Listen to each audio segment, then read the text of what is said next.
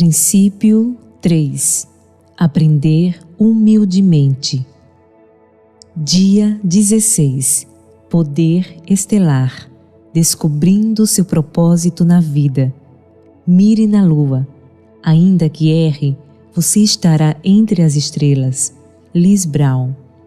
Dentro de cada um de nós existe um herói esperando para ser chamado à ação. H. Jackson Brown Jr. Gosto de olhar para as estrelas, ver o céu numa clara noite de verão e enxergar as centenas, talvez milhares, de pequenas joias brilhando na escuridão. Durante esses momentos, lembro-me do quanto sou pequeno e de como Deus é grande, e fico pensando, por que sou importante para Ele?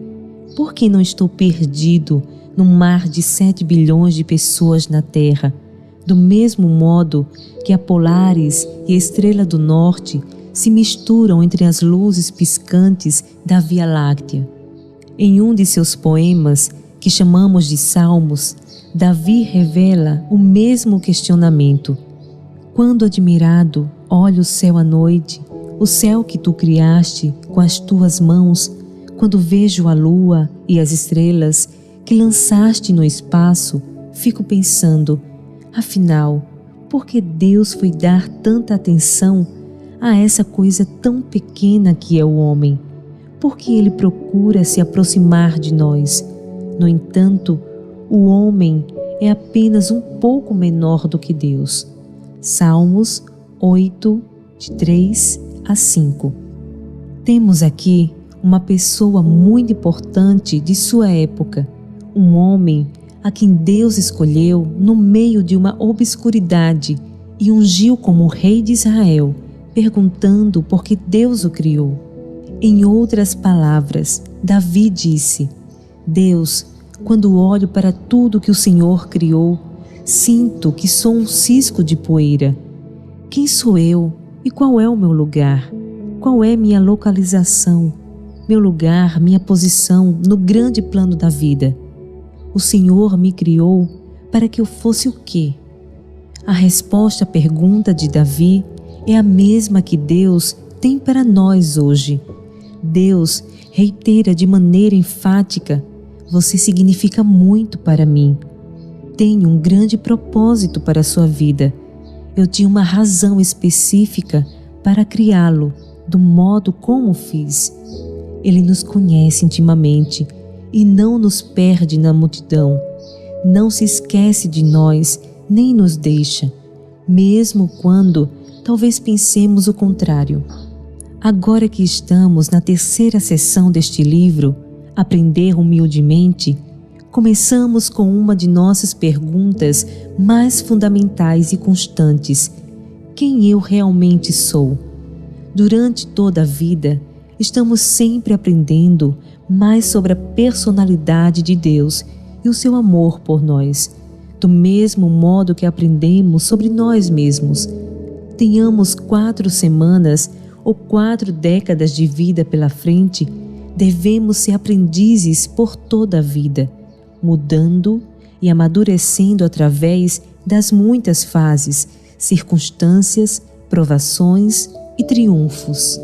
Então, como descobrimos nosso propósito na vida? Quer você esteja fazendo essa pergunta seriamente pela primeira vez, quer já tenha ponderado sobre ela por muitos anos, o ponto de partida é o mesmo. Assim como um astrônomo precisa de um telescópio para olhar o céu da noite e entendê-lo, você precisa olhar com mais atenção. Primeiro, se quiser de fato compreender quem você é e para o que foi criado, tem de olhar para a fonte de sua criação. Vale a pena refletir. Quando foi a última vez que você pensou sobre sua identidade e seu lugar na vida? Quais eram as circunstâncias? De que maneira elas influenciaram sua pergunta? Designer de interiores. Fomos criados à imagem de Deus, de modo que faz sentido olhar para o caráter dele para que possamos entender o nosso.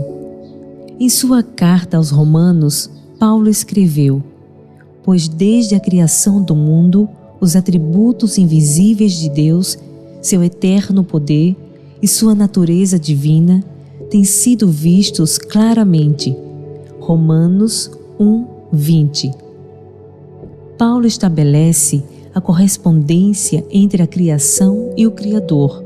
Quando olha ao redor, encontra provas que Deus existe. Em 1995, os cientistas apontaram o telescópio espacial Hubble para um ponto vazio do espaço, do tamanho de um grão de areia. Eles queriam testar a clareza e o alcance de Hubble e ficaram chocados quando as imagens chegaram. Aquele pequeno ponto do espaço não estava de modo algum vazio. As imagens revelaram mais de 1000 galáxias nunca antes vistas. Os cientistas hoje estimam que haja mais de 125 bilhões de galáxias no universo visível. Cada uma mantém milhões de estrelas. É de deixar qualquer um maluco. Minha mente pequena e finita não consegue sequer alcançar tal magnitude. Se esse é o tamanho apenas daquilo que conhecemos da criação, então qual será o tamanho do próprio Criador? Quanto poder e imaginação ele deve ter para moldar tanta beleza, força e complexidade? Quando se olha para as complexidades da criação aqui nesta terra, fica evidente que alguém está por trás de tudo isso, um designer inteligente que criou cada parte disso. Quanto mais aprendo sobre a criação, quer seja o ciclo de vida de uma traça, que é a maneira como meu cérebro funciona, mais convencido fico de que existe um Criador. Ed V. Conklin, professor de biologia da Universidade Princeton, diz que a probabilidade de a vida ter se originado de um acidente é comparável à probabilidade de um dicionário ser o resultado de uma explosão numa gráfica. Quando vemos a beleza, a eficiência e a complexidade da criação, sabemos que isso não pode ter ocorrido por circunstâncias aleatórias. É preciso haver um Criador. Ironicamente, é preciso ter mais fé para ser ateu do que para acreditar em Deus. Se não existe um Criador, então estamos aqui por acidente, uma ocorrência arbitrária da natureza. Se estamos aqui na Terra por mero acaso, então como pode haver propósito na vida? Não haveria necessidade de estender-me mais neste livro para entender nossa identidade e propósito nesta terra. Porque, se não houvesse um Criador, não haveria um significado maior, nem um propósito mais amplo. Estamos aqui simplesmente para desfrutar tudo o que pudermos, enquanto for possível. Então, viva, divirta-se, não se preocupe nem busque o significado da vida, porque ele não existe. Se não existe um Criador, somos basicamente um tipo curioso de animal autoconsciente. Mas a boa notícia é que, pelo fato de vermos pegadas intencionais por toda a criação, deve haver um designer mestre. A prova está exatamente diante de nós. É como um daqueles desenhos tridimensionais que você olha a certa distância até que a imagem oculta apareça. Algumas pessoas podem ver as 3 dimensões de imediato, ao passo que outras têm dificuldade de enxergá-las por mais que olhem. Quando olho para a criação, vejo um Criador e também vejo um tipo de Criador que Ele é. Vejo sua personalidade, seu poder e todo o seu bom humor. Vejo o quanto Ele ama a singularidade e a variedade. Vejo o ornitorrinco e a borboleta. Considero meu próprio corpo. Se você não acredita que Deus ama a variedade, simplesmente vá até o shopping center mais próximo. Sente-se em um banco e veja a maravilhosa diversidade de pessoas caminhando. Somos resultado de uma maravilhosa imaginação, diferente de qualquer outra, evitando o roubo de identidade. Assim, se somos obra-prima de Deus, criados à sua imagem, então por que temos tanta dificuldade de saber quem somos, de reconhecer nosso verdadeiro valor? No filme O Rei Leão, um clássico da Disney, logo depois de toda aquela coisa de ciclo da vida, a resposta a essa pergunta é ilustrada de maneira poderosa. Você deve lembrar a história do jovem leão Simba, herdeiro do reino, que é falsamente acusado da morte de seu pai, Mafusa. Simba foge, tomado de culpa e medo, e desiste de seu sonho de tornar-se rei, até que um dia, no deserto, Mafusa vem a ele numa visão e diz: Simba, você me esqueceu. Mas, papai, como poderia me esquecer de você?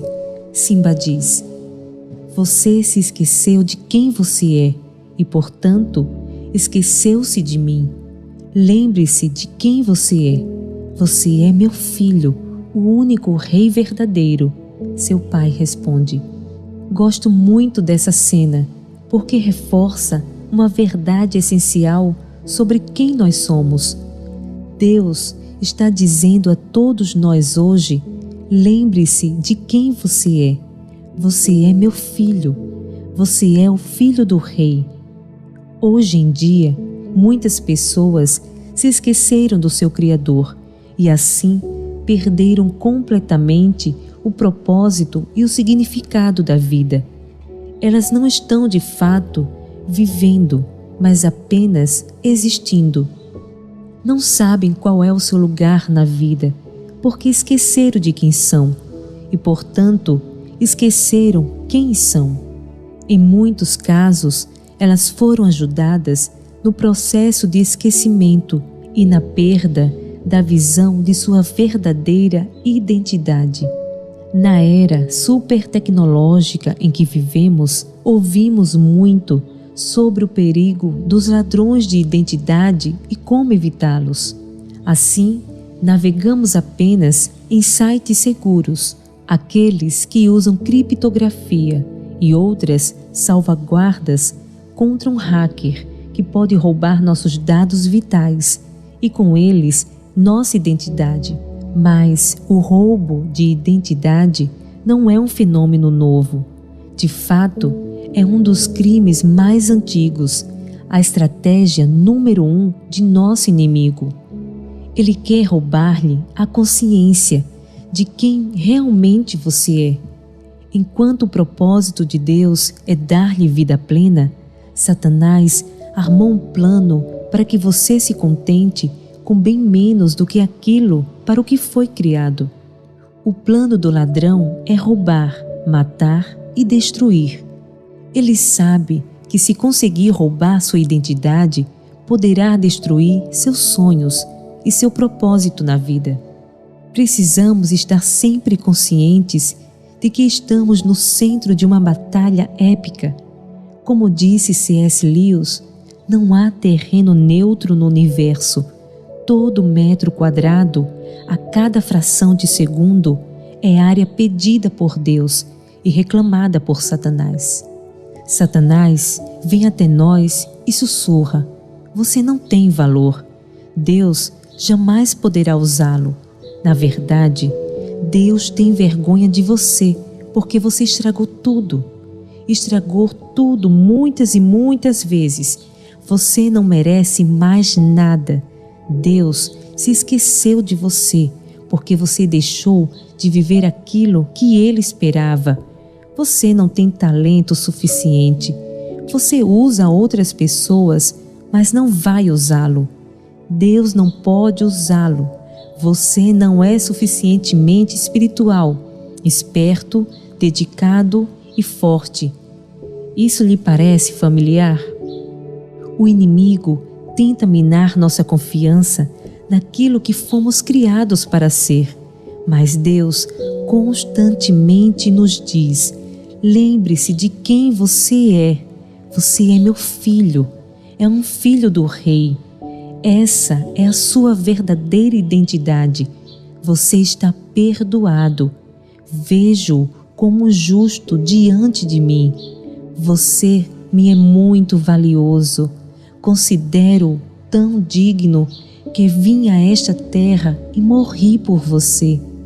Esse é o valor que você tem. Vale a pena morrer por você. Eu o amo dessa maneira. Vale a pena refletir. Quando você percebeu que o inimigo tentava roubar sua identidade? Quais são as mensagens que lhe passam pela mente quando está decepcionado consigo mesmo? Como poderá contra-atacar essas acusações da próxima vez que Satanás as lançar sobre você? Em outras palavras, como você poderá lembrar-se, naqueles momentos, de quem você realmente é? Fazendo sucesso. Depois de percebermos e entendermos a maneira como nosso Criador trabalha em designs deliberados, belos e intricados, podemos olhar para nós mesmos. Podemos direcionar o telescópio outra vez em nossa direção e descobrir nossa verdadeira identidade. Somos capazes de perceber como fomos criados para realizar os propósitos de Deus, porque somos criação de Deus, realizada em Cristo Jesus, para fazermos boas obras, as quais Deus preparou antes para nós as praticarmos. Efésios capítulo 2, verso 10. Para fazer essa descoberta e viver à luz dela, é preciso gravitar em torno dos pontos fortes que você possui. Donald Clifton, autor do livro Vivendo seus Pontos Fortes, diz que desde pequenos somos ensinados a ser torneados. Alcançamos a aprovação de nossos professores ao apararmos nossas arestas, ao suavizarmos nossas asperezas e ao nos tornarmos bem torneados. De acordo com Clifton, porém, somos na maioria das vezes ensinados a ser embotados. Somos ensinados a nos proteger, a ser complacentes, seguir as convenções e tradições, a nos manter nos limites predeterminados. Deus nunca quis que fôssemos torneados. Ele nos capacitou de maneira singular e ninguém tem todos os talentos, mesmo que pareça. Devemos nos concentrar naquilo em que somos bons e não nos importarmos tanto com aquilo em que não somos. Não sou bom cantor. É só perguntar para alguém que me conhece. Eu poderia passar o resto da vida tendo aulas de canto e fazendo testes para o American Idol, mas sei que só passaria de péssimo para medíocre. Em vez disso, concentrei-me nas áreas chaves em que Deus me capacitou e tenho tentado desenvolvê-las. Eu me esforço para ser um melhor escritor e comunicador. Insultamos Deus quando nos concentramos em dons e paixões que não temos e tentamos desenvolver apenas nossos pontos fracos. Nosso maior potencial reside nas áreas em que estão nossos maiores pontos fortes. Como começamos a saber quem somos na vida? Não importa o estágio em que estejamos, estudante, jovem adulto, solteiro, casado, pais recentes, pais com filhos casados, avós, Todos nós podemos aprender mais sobre a pessoa que Deus nos criou para ser, ao nos concentrarmos nele. À medida que desenvolvemos um relacionamento mais próximo com Deus, nós nos tornamos mais semelhantes a Ele, frustrando as tentativas do inimigo de roubar nossa identidade. Quando vemos nosso Criador como a fonte de quem somos, podemos brilhar mais intensamente que qualquer estrela no céu noturno. Para a vida toda. 1. Nesta noite ou na próxima noite clara, passe algum tempo sozinho olhando as estrelas. Aonde vai a sua mente? Aonde vai o seu coração? Leia o Salmo 8. Escreva um poema dedicado a Deus, expressando sua experiência, perguntas e desejos. 2. Nesta semana, localize um objeto que o lembre de quem você realmente é. Pode ser uma foto sua, numa atividade que lhe traga prazer ou com entes queridos. Talvez seja uma pedra que você trouxe de uma escalada ou uma joia de família. Mantenha esse objeto com você ou coloque-o num lugar em que você possa vê-lo todos os dias, como lembrete de sua verdadeira identidade. 3. Faça uma lista de seus pontos fortes, tudo o que você puder lembrar, de maneira mais específica e concreta possível. Ou cite exemplos se forem mais genéricos.